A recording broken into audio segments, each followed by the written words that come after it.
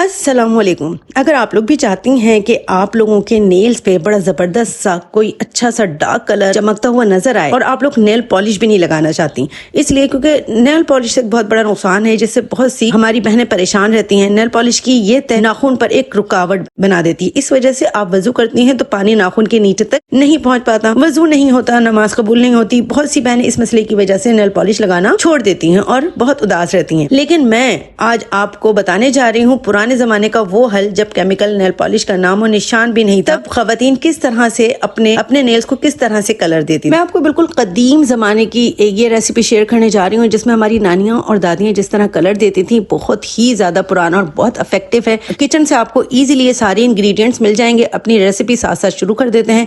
यहाँ पे मैं 2 चम्मच ले रही हूँ चीनी के। जी हाँ, हर घर में होती है, हर घर की जरूरत होती है। इसके अलावा 2 चम्मच ही मैं चाय की पत्ती ले रही हूँ, ये भी हर घर में होती है, रोज चाय बनती है। इसके साथ मैं यहाँ पे ले रही हूँ गुड़। ठीक है, 2 चम्मच ही गुड़ लेंगे। सारी चीजें हमने बिल्कुल बराबर की लेनी है। गुड़ भी तकरीबन हर घर में ही पाया जाता है। तो हमने 3 चीजें हमने ये ले ली हैं।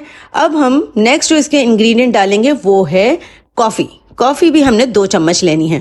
अच्छा, हो सकता है किसी के घर में कॉफी ना होती हो, कुछ लोगों को कॉफी नहीं पसंद होती, तो वो बड़ा सस्ता सा एक साशे आ जाता है, आप वो खरीद लें और साशे इस्तेमाल कर लें। तो ये 4 चीजें हैं। इन 4 चीजों से हमारा बेहतरीन नेल अर्क बनने वाला है। आप चाहें तो नेल्स पे लगाएं, चाहें तो आप अपने हाथों पे मेहंदी लगाएं।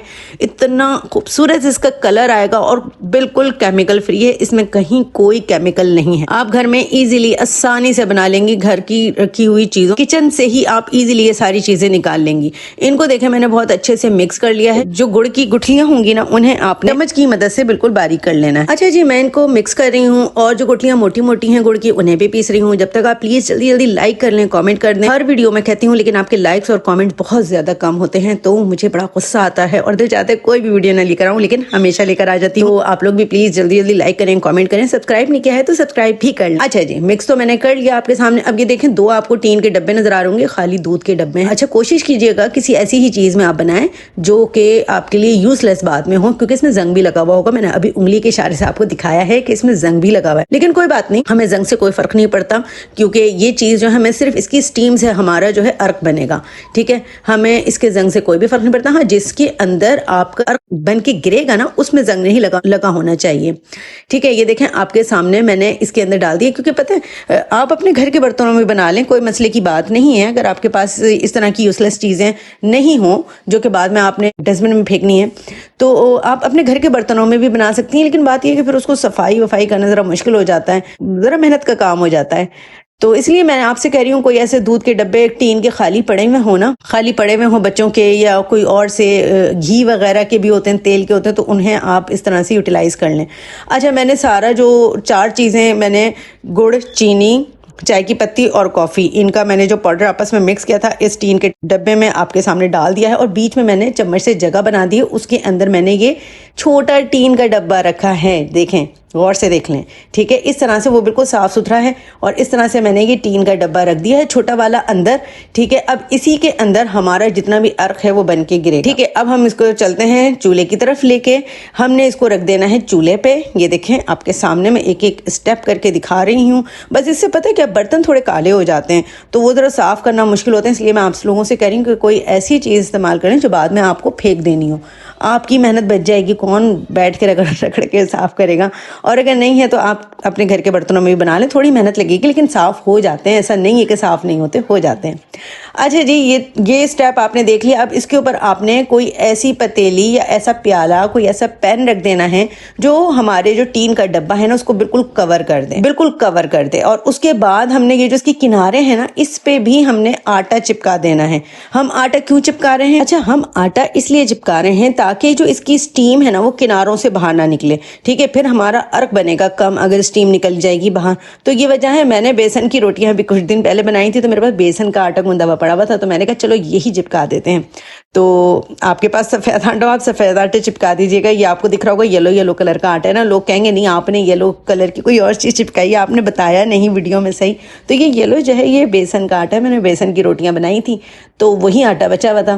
तो इस तरह से मैंने पूरा इसको कवर कर कर दिया है। ठीक है, इसी तरह से मैंने नानी दादी वगैरह को इसी तरह से बनाते हुए देखा है। बचपन में हम देखते थे कि वो इस तरह से बना रही, लेकिन समझ में उस वक्त कुछ भी नहीं आता था कि ये हो क्या रहा है।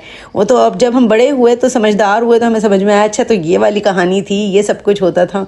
तो ये बड़ा पुराना और कदीम एक रेसिपी है जो कि अब बहुत कम हो गई है, क्योंकि अब लोगों के पास टाइम नहीं होता। वो घरों में ये सब ज़ाहिर ख़वातीन नहीं करती हैं। बाहर माशाल्लाह अब इतना ज़्यादा आसानियाँ हो गई हैं, हर चीज़ बाहर से आपको बनी बनाई मिल जाती है, आप बाहर से ख़रीद सकते हैं ईज़िली।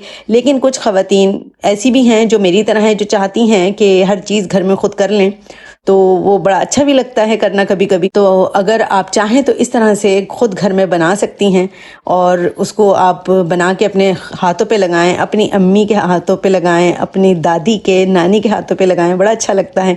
मेरी बेटी अक्सर मेरी अम्मी के हाथों पे लगा रही होती है मेहंदी, उसको बहुत ज़्यादा पसंद है और मेरी अम्मी को भी बड़ा मज़ा आता है उससे मेहंदी लगवाने में।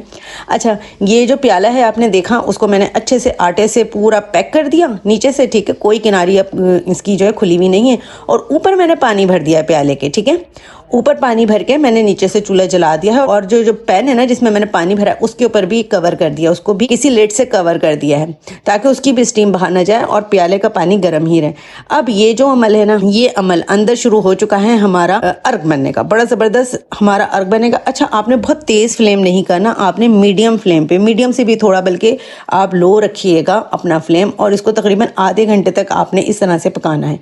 ठीक है, और आधे घंटे तक आपने पकाते रहना है। ठीक है, आधे घंटे बाद आपने इसका जो है कवर भी हटा देना है, चूल्हा बंद कर देना है। ये बहुत ज़्यादा गर्म होगा, इसको बिल्कुल हाथ लगाने की ज़रूरत नहीं है। आपने इसको 1 घंटे के लिए छोड़ देना है। 1 घंटे बाद जब ये ठंडा हो जाएगा तो फिर आपने इसको किसी ट्रे में ला के रखना है, वरना आप डायरेक्ट किसी फर्श पे या टेबल पे अपने रखेंगे ना तो वो हो जाएगा गंदा, क्योंकि हमने ये आटा भी रिमूव करना है जो हमने लगाया था, वो ज़ाहिर सख्त हो गया है, चिपक गया है। तो इसलिए आप कोई ट्रे रखिएगा, ट्रे में रख के फिर ये इस तरह से छुरी की मदद से ये सारा आटा आपने हटा देना है। पानी वाला प्याला आपने उठा के अलग रख देना है। तो ये देखें जी, अंदर हमारा कितना ज़बरदस्त अर्ग बन के रेडी हो चुका है। मेरा पूरा प्याला ही लाल हो चुका है। ये देखें कितना ज़बरदस्त ना, कितना ज़बरदस्त और मज़ेदार सा हमारा कलर है। तो अंदर देखें जो हमने चीनी, चाय की पत्ती, गुड़, कॉफ़ी डाली थी, उसका इस तरह से रोल बन चुका है, पूरा एक रिंग सा बन चुका है। तो ये हमारा कलर रेडी हुआ है। अब हम ये देखें कितना ज़बरदस्त कलर, आप देखें कलर चेक करें बस, कितना खूबसूरत कलर है। बल्कि हमारा जो ये पूरा टिन है ना छोटा वाला, ये भी पूरा रेड हो चुका है। और फिर हमने इसको छन्नी से छान लेना है।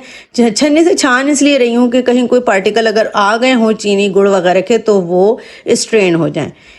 ठीक है जी, तो इस तरह से हमने छान लिया और उसके बाद हमने ये देखें ये कितना ज़बरदस्त हमारा अर्क है ना, और ये काफ़ी चल जाएगा। आप इसको चाहें तो जो पन्नियाँ होती हैं ना मेहंदी कोन की जो पन्नियाँ होती हैं वो ख़रीदें और उसमें आप इसको भर सकते हैं।